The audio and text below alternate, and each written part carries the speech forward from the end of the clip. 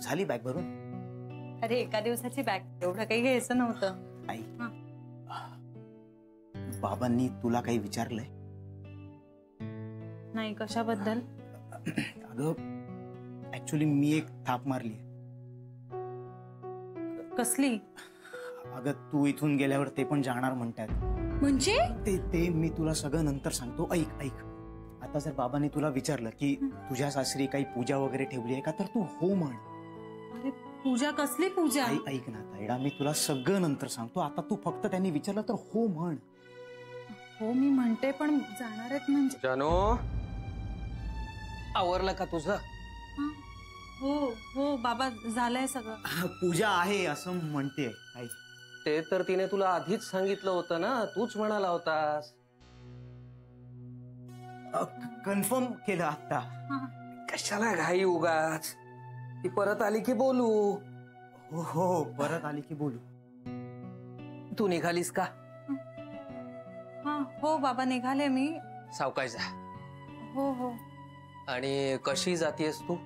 मी आणि काका योग सेंटरच्या बसने जातोय. बर, सगळं सामान घेतलंयस? हो.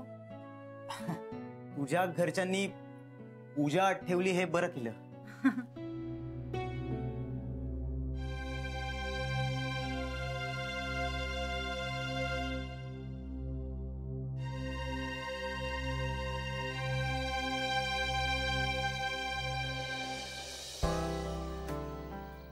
तुझ्या बहिणीला एक निरोप सांग की तिच्याकडे मला सोडण्याचे हजारो कारण असतील, पण माझ्याकडे परत येण्याचं एक मोठं कारण आहे. माझं तिच्यावर खूप प्रेम आहे. इतकं प्रेम की जगात कुणीच कुणावर करणार नाही.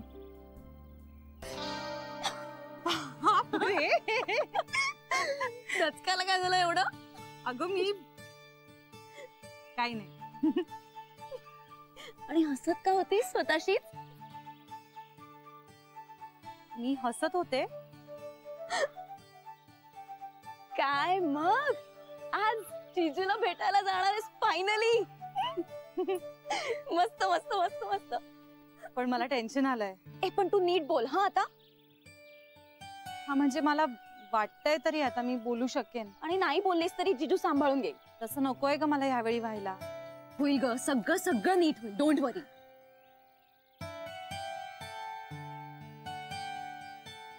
All the best.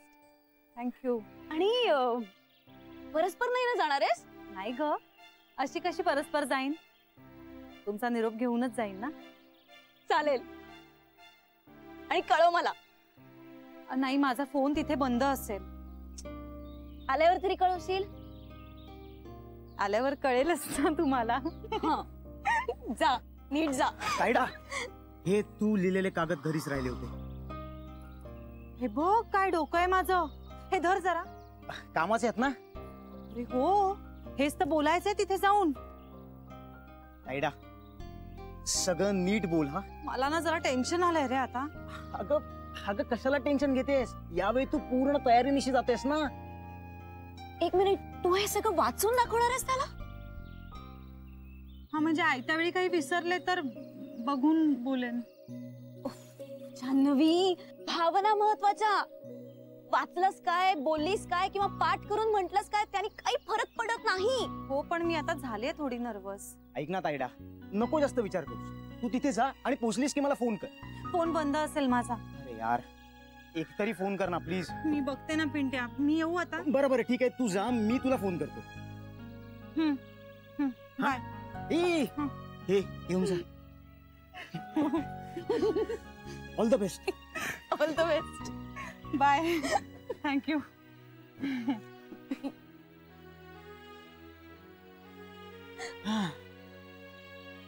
पिंट्या, या वेळेला तरी सगळं नीट होईल ना आता? होईल होईल होईल व्यवस्थित. या वेळेला बोलणार आहे ती सगळं नीट. झालंच पाहिजे.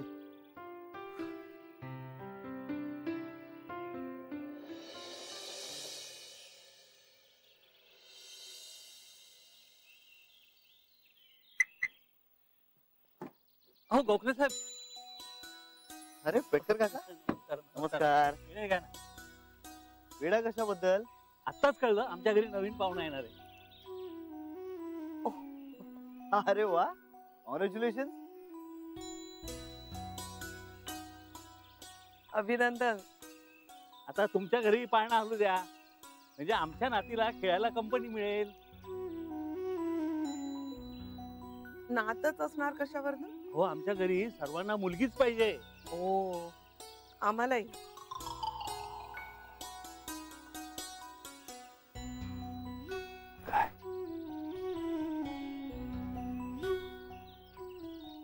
म्हणजे यांच्याकडे मुलगी व्हावी असं. येतो मी. काय चल.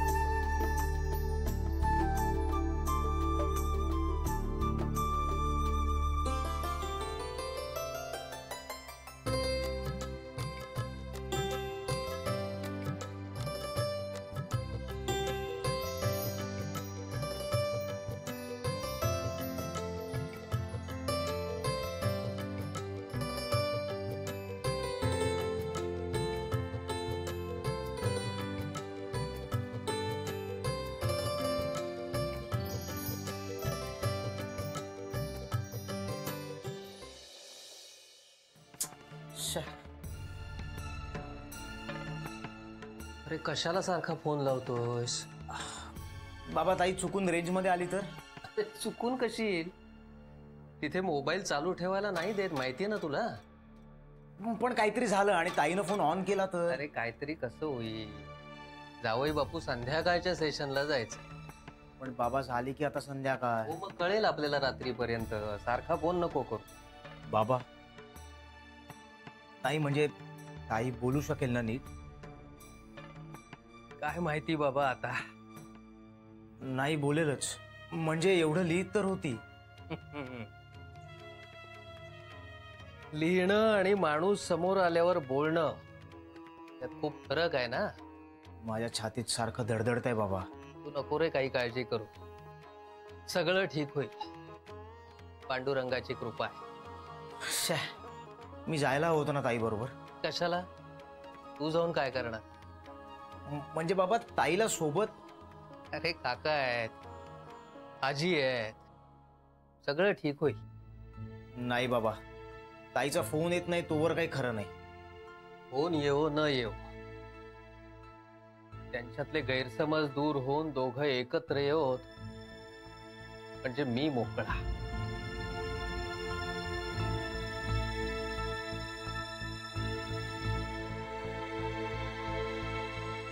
बाबा, कशासाठी मोकळा बाबा? नाही काय नाही.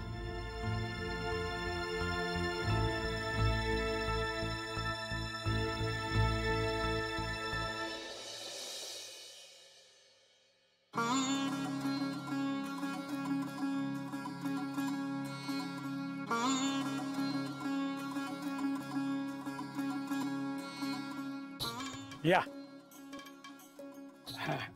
आज भेटीचा योग आला भागीरथी मॅडम. हो ना. आमची एक छोटीशी विनंती होती. श्रीरंग साहेबांचा छोटासा सत्कार करायचा आहे आम्हाला. अहो नाही, नको नको. अहो पण आमची इच्छा आहे. अहो मान्य आहे मला, पण खरंच नको. म्हणजे मला ना खूप ऑकवर्ड होईल असं. नाही खरंच नको. अहो पण तो नाही म्हणतोय तर कशाला उगाच. हा, आणि आणखीन एक गोष्ट, आमची ओळख सुद्धा करून देऊ नका. आम्ही एकदम शांतपणे बसू इथे. बर बर, या.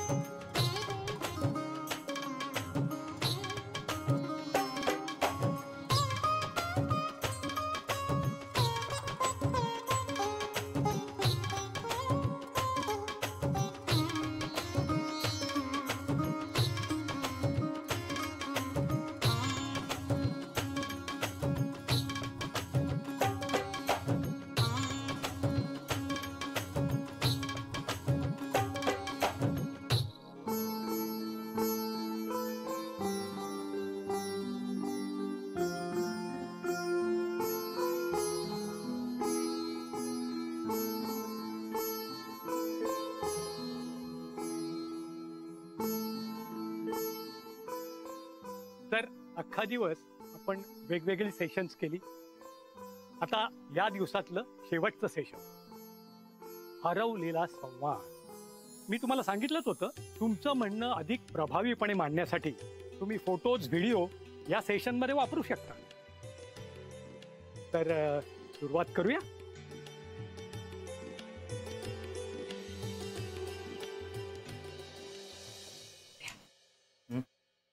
एक मिनिट. खरंच जानूकडे पूजा घालणार आहेत का?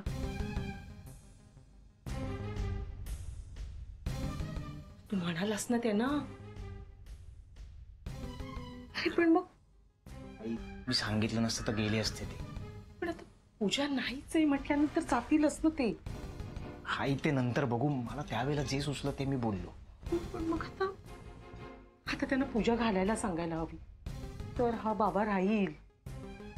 इथं सगळं आपलं सामान आणि गाशा गुंडाळून एकदा जर का गेला ना तर पुन्हा नजरेला दिसणार नाही हा माणूस.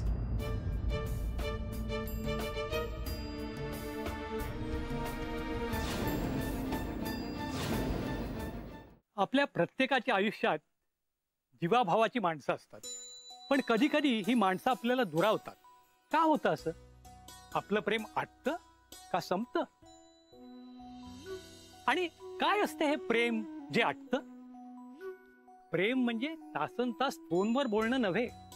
प्रेम म्हणजे एकमेकांवर पैसा खर्च करणं नव्हे ना. प्रेम म्हणजे कॅन्डल लाईट डिनर. मग काय असतं हे प्रेम म्हणजे? प्रेम म्हणजे विश्वास असणं आहे का प्रेम म्हणजे काळजी घेणं आहे? काय असतं हे प्रेम म्हणजे? तर प्रेम म्हणजे एकमेकांशी संवाद साधणं, शेअर करणं.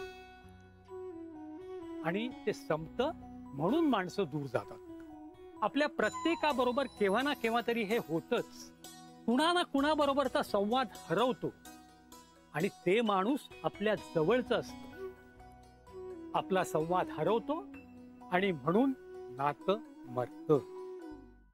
त्रास होतो त्याचा आपल्याला खूप. पण नात्याला नॅचरल डेथ नसते. इगो, दुर्लक्ष आणि वर्तन या गोष्टी नात्याचा गळा आवळतात. संवाद हरवला की नातं संपतं. आज दिवसभर आपण वेगवेगळ्या सेशन्स मध्ये कम्युनिकेशन शिकतो आणि क्षमा करणं हे आपल्याला समजलेलं आहे. तर आपण तो हरवलेला संवाद शोधणार आहोत आणि त्या आपल्या माणसाकडे परत जाणार आहोत ज्याच्यावर आपलं जीवापाड प्रेम. तर तुम्हाला मी आधीच कल्पना दिली होती, पण आपल्या बाकीच्या मित्रांना कळावं म्हणून. तुम्हाला जर तुमचे फोटोज व्हिडिओज जर शेअर करायचे असतील तर जरूर शेअर करा. तर सुरुवात करूया. हरवलेला संवाद.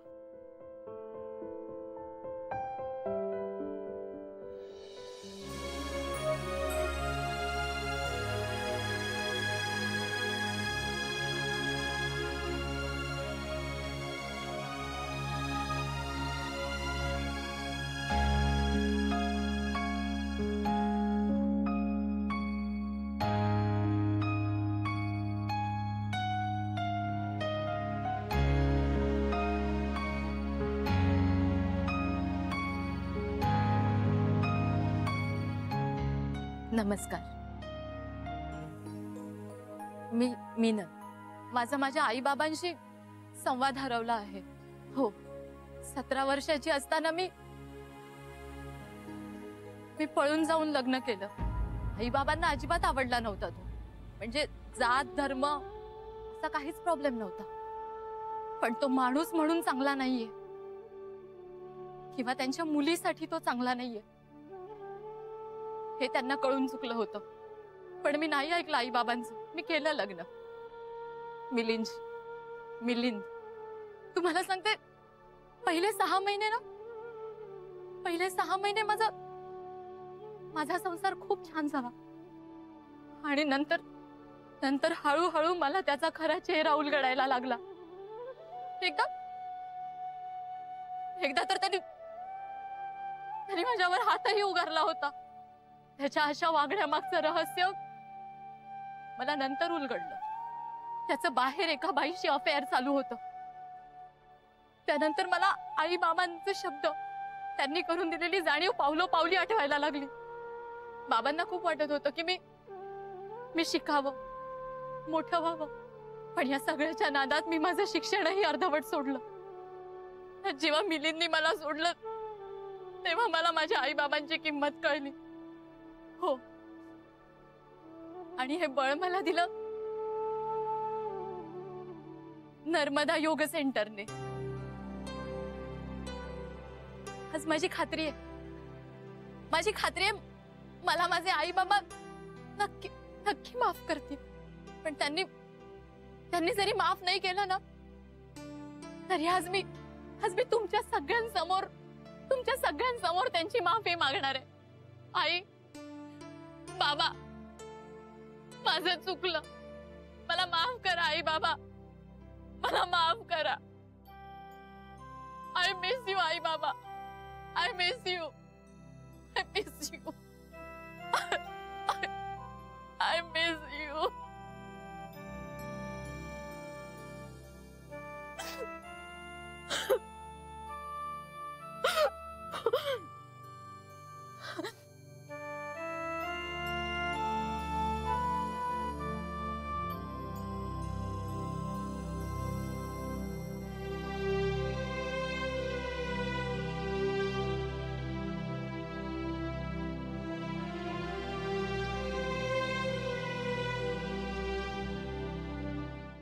तुझा फोन श्री घेत नाहीये. अगं असं सहसा करत नाही तो. एक काम करतेस का, तू त्याला मेसेज करून बघतेस का? केलायस? अगं बहुतेक त्याला वेळ मिळाला नसेल फोन घ्यायला आणि मेसेज वाचायला. सौम्या, तू नको काळजी करूस. मी तुला सांगितलंय की नाही, आम्हाला सगळ्यांना तू खूप आवडलीस. हवं तर मी श्रीच्या वतीने तुला शब्द देते, मग तर झालं. काळजी घे स्वतःची, टेन्शन घेऊ नकोस. बाय. काय म्हणाली काय ती? श्रीच्या बाबतीत खूप सिरियस झाली आहे ती. आणि श्रीला आता अवॉर्ड डिक्लेअर झाल्यापासून तर तिचे आई वडील खूप इम्प्रेस झालेत. पण बेबी, तू आईंशी या बाबतीत बोललीस का काही? नाही म्हणजे तसं जुजबी सांगितलंय तिला, पण सविस्तर काही अजून सांगितलं नाहीये. आज आई नर्मदा योग सेंटर मध्ये का गेल्यात कळतच नाहीये. तेच मलाही कळत नाहीये. तरी मी म्हटलं तिला मी येते तुझ्या बरोबर, तर मला म्हणाली नको. बरं, पण त्या सौम्याचं काय म्हणणं आहे? तिचं म्हणणं आहे श्री फोन घेत नाहीये. असं करत नाही कधी तो. हो ना, इतकं सगळं छान चालू असताना श्रीनी जर माघार घेतली ना, तर मला तोंड दाखवायला जागा उरणार नाही. सौम्या खूप सिरियस झालीये ग त्याच्याबद्दल. 2-2 तास माझ्याशी बोलत असते ती श्रीबद्दल. ते काही नाही, हे आता झालंच पाहिजे. श्री जर नाटकं करायला लागला ना, तर मी अजिबात ऐकून घेणार नाहीये त्याचं. हा काय मूर्खपणा आहे? फोन घ्यायचा नाही म्हणजे काय? आता तिने काय समजायचं? मी तरी काय समजू? अगं तो कामात असेल, नाही तर असं नाही करणार. एवढा काय कामात आहे की साधा फोन घ्यायलाही वेळ मिळत नाही त्याला?